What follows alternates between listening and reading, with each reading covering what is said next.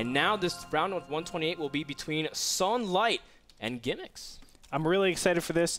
You know, both these players are actually near and dear to my heart. Of course, Sson was a former Brood War player.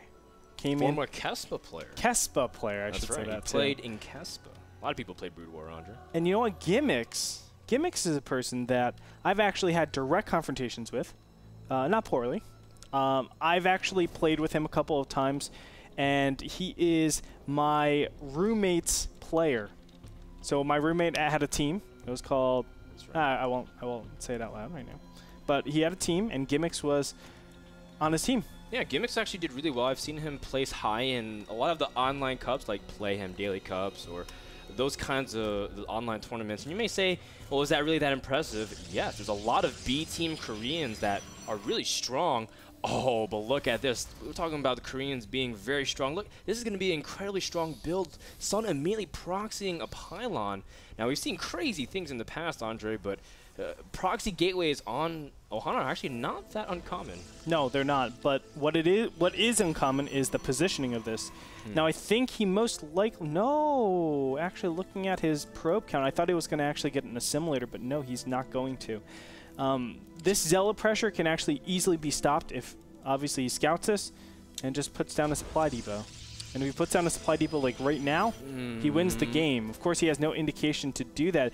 I do want to mention really quick, Gimix is not terribly strong in TVP. I know this is probably his matchup that he struggles with most. Look at this! He was to put down a proxy barracks! He was going to proxy a barracks, and he sees two proxy gateways, and he says, well, this is awkward. Yeah. He's like, I was going to proxy you, but you're proxying me. And all of a sudden, it becomes this weird situation where Gimix's build order is not optimal in terms of handling this, but he is doing a good job getting the supply depots before Sson can block it.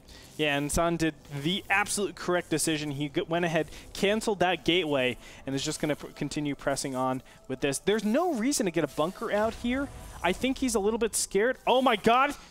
What did you just do, Gimix? He lowered the depot. And the Zealot now gets into the main base, and now he can chase the Zealot back. Oh, but he does manage to kill the probe and lower. That's a very clutch play, but regardless, now the Zealot has entry. He can continue to push this Marine back while he can work onto the main front. Oh my gosh, Gimix is unnecessarily losing a lot here. I mean, it's mining time. Of course, he did lose a single SCV as well. This Zealot should go down, and he gets the scout out in the base. This should actually confirm that it's not some sort of Stalker follow-up like what I was talking about before. Yeah. There is a way you can actually get Zealots and Stalkers, and you're just trying to destroy the supply depot. The Stalker sits behind the cover of all of his range, of course, the wall, and then he's good to go.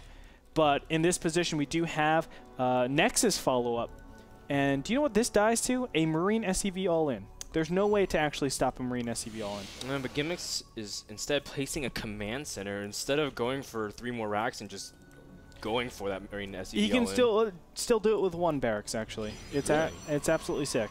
Yeah, because the gateway is just too far forward. There's no production near your base, so you can take advantage of that. You can see there's a large timing where Sson has to get a forge and cannons up. This is a great time. If 4 Marines were actually, or 5 Marines were actually trekking all the way across the map, they would definitely catch this particular forge off guard, and we would see a GG. But Gimix not going to utilize that. He's just going to play super defensive, where he really doesn't have to play super defensive. That's true. In the end, though, that means he feels very comfortable dragging the game out a little bit longer. He feels like he's in a ahead enough position, because granted, that gateway and pylon does represent a lot of time, maybe not necessarily a lot of resources, but the idea is the gateway is going to be at that, up front. It's going to be very vulnerable. He can't produce as much once that gateway is down. And now the Marines can start working immediately onto that building. At the same time, Sonn's just going to expand as if nothing ever happened and go for a forge fast expand. And from this point on, he can actually tech up because he got a cybernetics core down. He's going to go directly for a robo. A very quick robotics indeed. Oh my gosh, I would love to see Gimix just pull SCVs and win. Yeah, he's being so greedy. Yeah, his opponent has to be greedy. Don't get me wrong. Sson has to be greedy in this position. The reason for that is because he has to get back into the game. He lost so much. A pylon, a gateway, and this worthless Zealot attack. He actually didn't kill a lot of SCVs. He didn't make a lot of probes. He is behind. Income tab 25 to 27 against what looks like to be a double orbital pretty soon. That is really, really bad for a Protoss who doesn't really have any, you know, overt advantages. And from here, look at this. I like where Gimix is actually going with this. I would actually loved a command center before this, but this is fine. Maintaining control on ground, just getting out his bio. I would actually expect some sort of command center directly after this. Well, you can see that at this point, Gimix threatening to push the front, but realistically, can he even do enough significant damage? A cannon does kill Marines in 2 shots. Oh, no, it doesn't. Three shots. Three shots, you're right.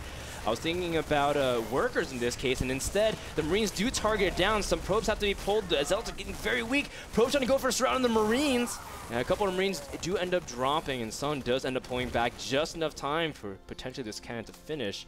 And Sson does manage to squeeze out an observer, actually, and go directly for a robotics bay again, getting by just barely, playing very greedy. But this is, of course, the nature of his build. It's very thin, it's razor edge, and Son's doing a pretty decent job of it thus far. Yeah, the problem with Sson is the gateway count. There's 1 gateway out, and we are 8 minutes into the game. That's absolutely crazy. That means even if you get a Colossus, the Colossus is not meant for doing any sort of aggressive damage.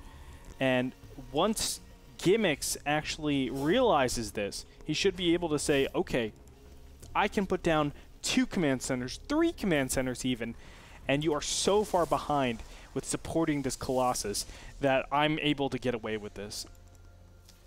And yeah, when he's able to play this defensive and get tech up that high, the fact is Gimix tech is also really delayed as well. He's just starting his factory, so his answer to Colossus is going to be very difficult. I mean, he's not going to be able to really get a good position because he doesn't have long-range units unless he flanks the Colossus. But Sson is just continuing to cannon up at this point. He senses he's a little bit in danger. Gimix is going to push up here, and there's only 1 Zealot, 1 Immortal, and 1 cannon. This is going to be the toughest defense if he's able to really get a good position. But he gets immediately flanked by the Marauders and the Marines as well. Immortal barely survives with 6 HP. And Sson seems to be okay for now because now he has a sentry to really force field. But man, this is, again, so delicate. Sson is barely hanging in here. Oh yeah, and it's going to continue like this. I mean, you can see the emphasis from Gimix was to get all of this ground army, and it's proving to be so powerful. You can see, oh, nice force field is actually going to segment off a couple of the units, but 3 cannons, it's just way too much in this position. A Colossus on the way out, Thermal Lance as well, and a single gateway, Frodan, is all that is being turned into a warp gate. That is absolutely insane. 10 minutes into the game, this is the legendary warp gate timing, bro. I think Day9 joked a really long time ago how he really hated fast Colossus build. This is back when we used maps like Xel'Naga Caverns. And while Protoss' like Genius played super greedy, go for the fastest Colossus, you'd have like 2 Stalkers, 2 Zealots, and a Colossus at that point. And that's because they were going 2-gate Colossus. Now we see 1-gate Colossus, and it's been 2 years into the game. It's really funny to see how this build eventually panned out. You can see Sson again placing another cannon just to be extra safe, but as soon as... Actually, he didn't get Thermal Lance. He got Gravitic Drive. Oh, really? Prism. He's going to try to go for a Colossus speed drop. Whoa. Wow. Fancy shenanigans. I can't believe I didn't notice that. That might be actually pretty cute. This can do a considerable amount of damage, obviously, because no Vikings are yet being produced, and Vikings do take a little bit. 42 seconds, just like a medevac. Wow, I didn't know that. But at this point, I mean, Gimix will be caught off guard. And there could be a warp in, a massive warp in. Oh, okay. There's 4 gateways. Never mind. He can warp in. He can actually continue to warp in. If you warp in sentries, he can block the ramp and just have alone time with the SUVs. Get all chummy with the remainder units that are reinforcing the Colossus. Gets immediately flanked by the SUVs, the Citizen's Arrest, but you can see that Gimix also is trying to target down the Zealots instead of the Warp Prism whatsoever. You see also Gimix working onto the left side of the natural expansion for Sson, but he's not moving in just yet, Andre. Oh, and he has a really big timing to actually do something. He stimmed all of his units. Oh, he stimmed all of his units and didn't do anything with it. There it is, finally, stimming into the robotics bay. This is going to do a lot of damage over here, but a single Viking is out. That will be the end of this incoming pressure. Yeah, you can see that the Colossus is already weak, but Sonn's really worried about the units at the natural. The Colossus doing great AoE, and the Sentry is keeping the Marines at bay. Now, keep in mind, they are very weak to the point where Colossus swipe almost kills them immediately because they stimmed twice. Now you can see the Zealots are doing a really good job doing damage into the main, and both players traded, I guess, some damage on both of their buildings each. At the same time, though, Sson lost a lot. He lost his Robotics Bay. He also lost a Colossus and his Warp Prism. So his mobility has been completely restricted. But at the same time, Gimix has allowed these elves to do a significant amount of damage. Yeah, Look at how what's much going damage on, man? He has nothing to actually counter that, apparently. Yeah, just a couple of units over here. And his whole base is being terrorized. He lost his armory, he lost his second engineering bay, and now he's losing a ton of his add-ons. This is so unfortunate. Sson is now looking to take his third base, but this is... Okay, so this is correct. You need some sort of huge advantage in terms of either gateway units or AoE. And he doesn't have AoE, of course. He lost his robotics bay, he lost his robotics facility, and now he's losing... income. Well, he lost income before, but he is getting additional gateways to help out. Well, the big thing is that Sson actually caught a pack of units in the middle of the map, Andre. That was around 10 supply of units of Marines Marauders, which you'd be surprised is very significant because it just gives him more ability to surround. Now that he only has 2 Vikings out and he's replacing with more Medivacs, Gimix just has to kind of start back from scratch because his economy's been in shambles versus Son's third base is pretty safe, and he's making Archons back at home. So immediately going for very strong units, and Son's taking a very aggressive position. He's taking 2 pylons and moving out, but it's a little bit before the units are ready. He's going to have to engage immediately. 2 Guardian Shields pop, and targeting the sentries very nice by Gimix, and all of a sudden Sson is way out of position. He's going to lose his Colossus as well. Huge win for the Terran player. Oh yeah, I don't know what he was doing over there. There's no reason that he should be that far into the map. I mean, he has only a single Colossus. Yes, Archons will help, but as you said, the Archons are warped in all the way back at home. There's no reason to have that. I don't know how Gimix did this, but he is behind. It's so unfortunate. High Templar's out in the field, and all he has to do is stop this push, which I think he can with his upgrades. He's at 1-2. Stop this push, and then go ahead and tech to High Templars. It's going to be really tough with 4 Archons. They can't be slowed by the Concussive Shell, but look at this. Gimix is going to immediately load up and try to go for a Doom Drop into the main, forcing you out of position. But the Stalkers have Blink. Nice. Oh, he doesn't actually use Blink. Well, he used Blink a little bit earlier on, but this will do a little bit of damage. Forge is going to go down here, but really you need to be targeting something a little bit more important. Blink Stalkers are ready. Yeah, and this could be really bad. The Blink Stalkers are not being used on the right side of the main. Sson immediately using the 2 Stalkers there, but needed to use the ones warped to the side, and Sson immediately, I guess, realizing he could have utilized them a little bit better. Now, one thing kind of to note is that Sson actually has +1, +2. He had 2 armors on the unit, so it gives him a lot of durability. And now he's starting to engage directly. The Archons at phenomenal AoE, almost one-shotting the Marines collectively. And you can see that Sson has a lot of units. And I mean, Gimix is losing because his reinforcement rallies at this point, and his third is really delayed. And Sson actually has 3 base economy with a good number of probes. Despite the fact that Gimix does have double orbitals and a healthy worker count, the fact is he's harvesting gas very alarmingly rapid rate. Yes, and that's the thing. I mean, there's just so much going on for Sson with his 3 base economy. And from here, he's actually going to counter push as well, and Gimix is not ready for this. And I really feel like Gimix has shown, I know Gimix has the skill to actually play at top level. He is North American Grandmaster, but this game, he's just fallen apart to the strengths of Protoss. Yeah, and again, these Archons were a great decision considering, again, that he's going for a gateway army. He's going to really capitalize on those upgrades. Trying to directly go back for the robotics bay tech is just too long, to get a sustainable amount of Colossus out. And you can see that Sson is now just transitioning to the huge mid-game army, having charge lots, having good upgrades, getting Storm. And it's going to be really tough for Gimix to push in here now that he controls the map. He's got Blink, and as soon as, again, charge finishes, he's going to have a very fast army to confront anything of Terran. This Medevac is going to get picked off, and that is just more to come if Gimix tries to move out. He needs to take out this High Templar, the Templar Archives. If he takes out the Templar Archives, he will have I don't even want to say he has a chance, or excuse me, he always has a chance. But he has a little bit more room to work with. But for now, it's just like Gimix it's an hourglass for him. Not even, like a minute glass. He only has a couple more minutes to be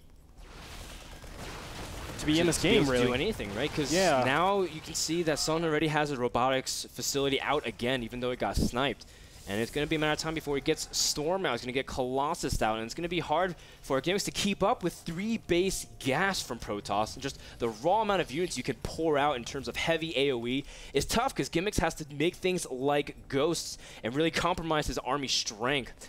And I'm just really worried for him, but at the same time, Sson has been playing this very well, considering the amount of information he has. He needs to really, I'm talking about Gimix here, Gimix really needs to make a push soon, just like you said, but he's running out of time. No, he already ran out of time. The Storm finished, and once you have Storm out, there's just so much that you have to prepare for. You have to prepare for Colossus, you have to prepare for the Gateway Army, so just getting a lot of Marines and Marauders. And on top of that, you need a ton of EMPs to deal with the High Templars and the Archons. So once you mix all that in there, is that possible when you're going for gas? No, it's not.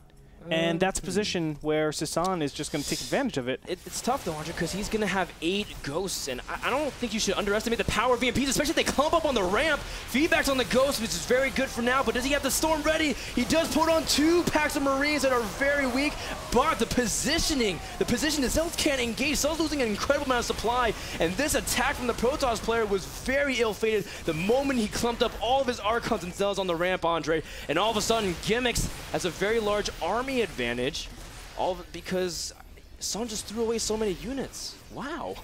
He did throw away a lot of units, but he can, honestly. And he can continue doing stuff like that because of his huge economic advantage. Yes, he's behind in army supply, but remember, he's ahead in that tech, in his production capabilities. This is all really, really tough for Gimix because Gimix, look at the starport.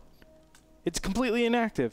He needs to be making Vikings to prepare for something like Colossus in this point. Ooh. As long as Sson doesn't make the most catastrophic blunders, I mean, he's still very far ahead in this game. Gimix also has 2 Ghosts sitting in his main base because of misrally, so he doesn't have a full potential of his army if he can land great EMPs or even utilize Snipe onto the High Templars. And so those really small things really cost you over time, and Gimix doesn't really have that strong of a production line. He just like you said, he's got a lot of barracks, but he doesn't have a real way to match Colossus count if he gets surprised. And I like this thing from Sson as well, getting a couple of observers out to really keep track of the army movement, because if he can do that, then High Templars become empowered as long as you control them well. Of course. Now, we might have a little bit of an engagement right here. He needs to throw down some sort of scan to actually see if any High Templars are up. That's so important when you're dealing with High Templar-based armies. But here we go. He gets completely caught off guard. This could be very bad. Gimix does not want to be engaging out in the middle of the field. That is where he's weakest. Yes, because he needs to be able to set up really strong conquers, but at the same time, he doesn't really want to back too much into a wall. One of the dangers of Terran is when you run out of space, and Templars do so much damage like that with Colossus, especially if you just let him get free storms with no trades. You can see Sson immediately, again, setting up good positions because of those observers, and Gimix forced to scan and immediately snipe it. Now, Gimix trying to move out to potentially secure a 4th base, but has to, again, be very careful. He's losing lots of ground. Protoss is advancing closer, and his upgrades are very good as well. He's going to have +3 weapons really soon, as well as even +1 shield, so that's going to really help him benefit. Of course, shields a little bit of a less priority because of EMPs, but still, anything helps. Absolutely. The Ghost count is quite significant, but as we were talking about, the Colossus count is rising as we speak. I think there's only one Colossus. Andre, in the middle of the map, Ghosts are caught out of position. What They're are just you doing, straight Gimix? into the units. This is not good. He needs to throw in EMPs, and his Ghosts are being completely isolated. Oh my god, and look at this. High Templars coming in from the left-hand side. Gimix just made the biggest blunder ever, sending his Ghosts in. I know he didn't mean to do that, but losing every single one of your Ghosts, that's actually more expensive than all the Marines and Marauders he had. Ghosts are so expensive. He cannot be doing a mistake like that. And this is going to be it. Gimix is going to lose his first game. Yeah, Gimix has lost so much of his core army, can't really produce anything, and now Protoss can immediately move in straight into the production line. GG! After a lot of back and forth from a very unconventional opening, we see Sson takes game number 1 on Ohana. Yeah, he was so far ahead, and then became so far behind. Yeah, it's a really tough situation. I think, again, that Colossus drop wasn't that effective, I feel like. It did kill off some workers, but the Zealots afterwards killed off reactors, killed off the armory, killed off lots of SCVs and units. He allowed that to do way too much damage. But there was so much inactivity, I think, from a lot of Gimix's units. I think we saw not really a build order problem, but not really a critical decision problem, but we just saw not being able to keep up with someone like Sson. I mean, he was just outplayed that game. I will say that Gimix just could not keep up with all the chaos that was going on, all of the different multitasking that was happening, and he died that way. Not from a particular, storm or a Colossus or some sort of theory crafting. It was just he was outplayed that game. Well, game number 1 does end up going to Sson. We'll find out what happens in game number 2. When we come back, more action for the NSQ number 3. Don't go anywhere. Be right back.